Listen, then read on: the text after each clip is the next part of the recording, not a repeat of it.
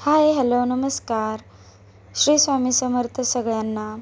मी स्वाती तुमच्या सगळ्यांचे स्वागत करते माझ्या नवीन व्हिडिओमध्ये. तर या चॅनलवर तुम्हाला ब्लाऊज कटिंग स्टिचिंगच्या टिप्स अँड ट्रिक्स पाहायला भेटतील. ब्लाऊजच्या वेगवेगळ्या डिझाईन्स देखील पाहायला भेटतील.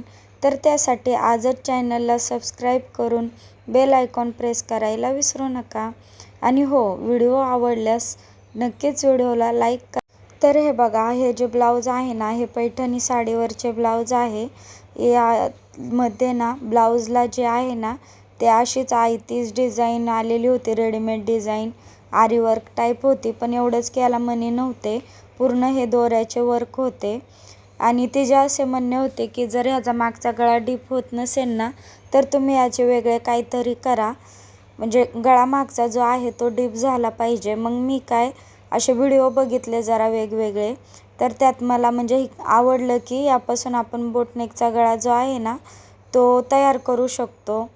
आणि तो दिसायलाही खूपच छान दिसत होता आणि असं वेगळंही छान वाटत होतं. शक्यतो मी हे जे ब्लाऊज बघितलेले आहेत ना, सगळ्यांनी असं वर्कनुसारच त्याचा गळा शिवलेला आहे. त्यामुळे गळ्यांच्या वरची जी थोडीशी म्हणजे गळा जर आपल्याला डीप घ्यायचा असेल ना, तर गळ्याच्या वरती जी आहे ना थोडासा असा स्पेस दिसतो, ती पूर्ण म्हणजे डिझाईन जी आहे ना ती कट टू कट येत नाही.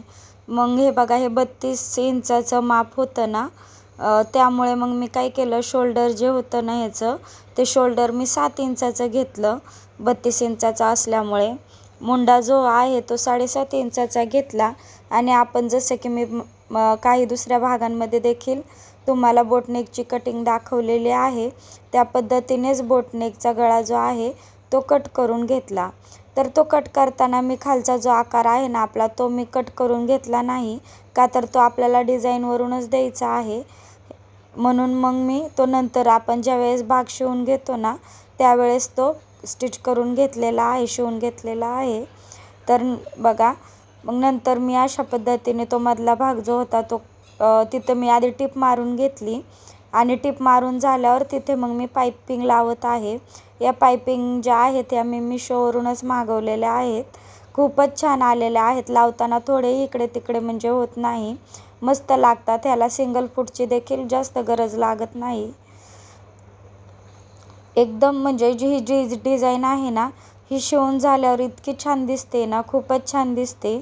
पण तिने ना मला सांगितलं होतं की मी रविवारी न्यायला येते म्हणून, पण ती अजून देखील आलेली नाही. मग याचबरोबर तिचे आणखीन म्हणजे 7 ब्लाऊज मला शिवायचे होते.